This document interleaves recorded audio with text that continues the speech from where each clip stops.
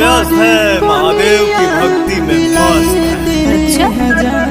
और सावन सोना तुम नजर नहीं आना, तेरा बाबू हो चुका है महादेव का दीवाना। और सावन सोना मोरे घड़ी पनिया पिलाई दी है जाएंगे, कफन ओढ़ाई दी है टूटत ही जब प्राण गे।